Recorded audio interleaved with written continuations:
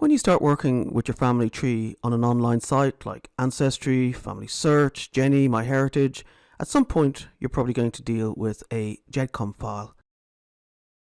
And here I have this downloaded file with the extension of .ged. No, this isn't actually my family.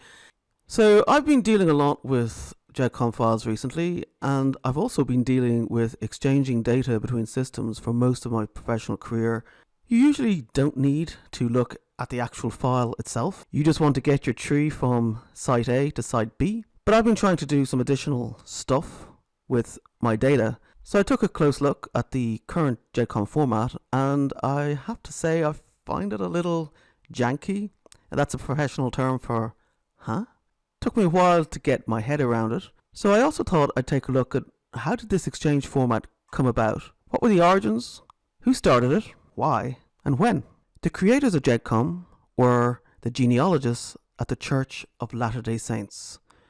I'm going to go back to before the first release of the GEDCOM format, back to 1966. The church asked its members to send 4-generation pedigree charts to headquarters. These were simple forms that look like this. You've got the home person, parent, grandparents, and great-grandparents. So members would fill this out, print it off, and post it to the church headquarters. Over the next decade, there was an increasing awareness of quality issues.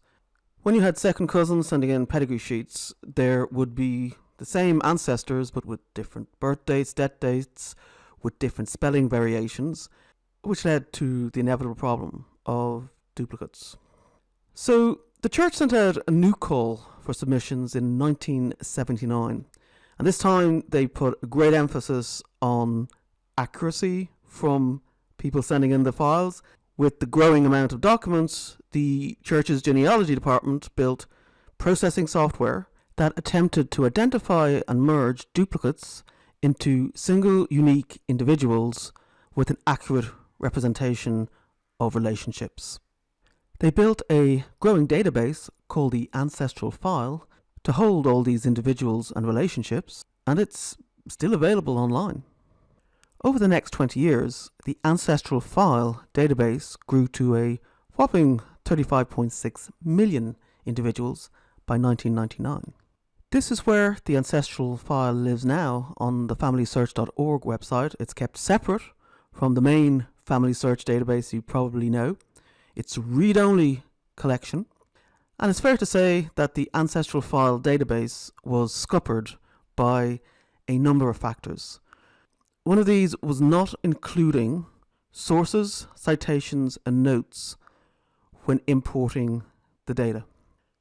Another factor was the rate of success of the processing in correctly identifying duplicates, correctly merging the data, where you have false positives, false negatives, more duplicates, entities that should never have been merged together, and a certain lack of checking or verification of the merged data.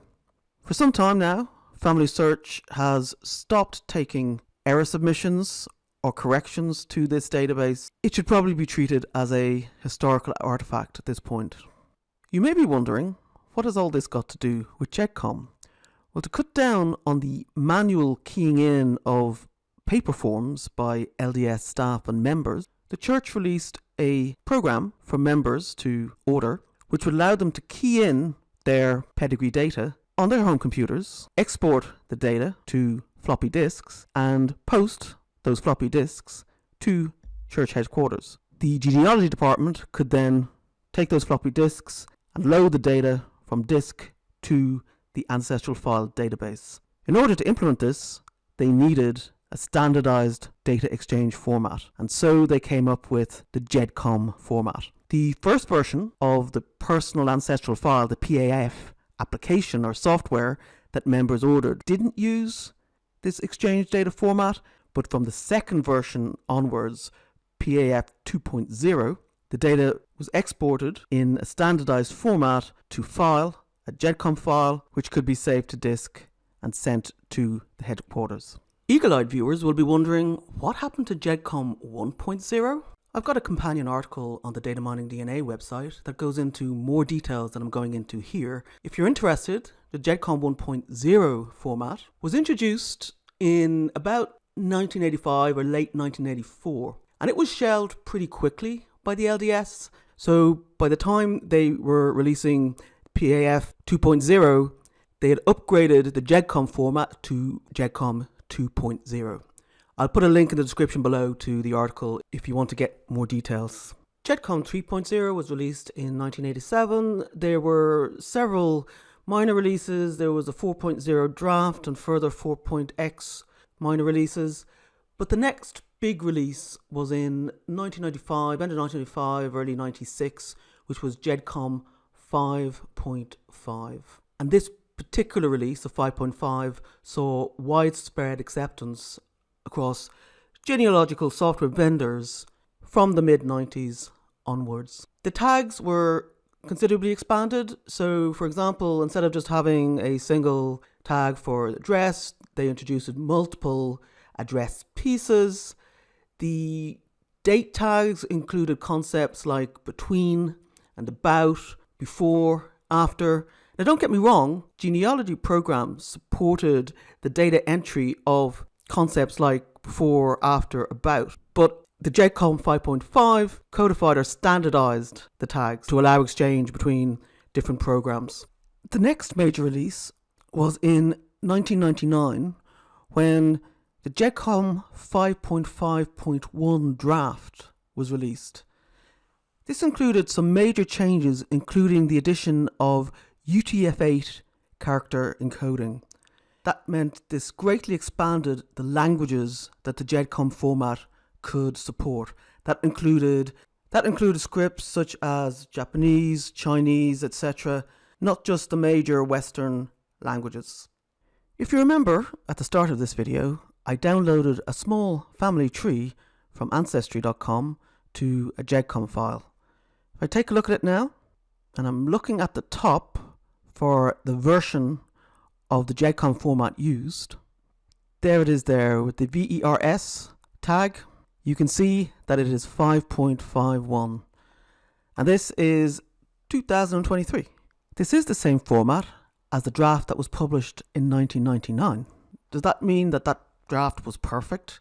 That there was widespread acclamation for the perfect genealogical data exchange format from all vendors and all users?